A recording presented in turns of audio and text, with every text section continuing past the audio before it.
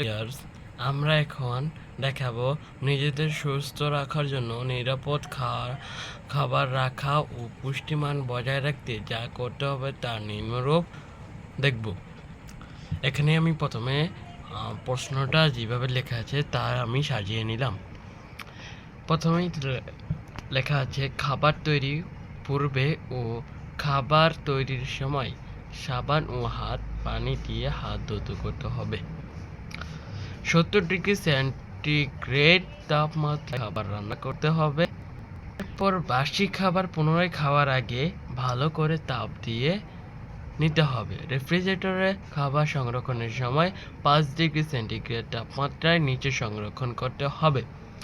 রেফ্রিজারেটরে বেশি সময় ধরে খাবার সংরক্ষণ করা যাবে না। কাঁচা ফল মূল ও সবজি খাওয়ার আগে অবশ্যই ধুয়ে নিতে হবে। এই ছিল আমার নিজেদের সুস্থ রাখার জন্য খাবার নিরাপদ রাখার উপায়। আসসালামু আলাইকুম ভিউয়ার্স, দেখেছেন তাহলে।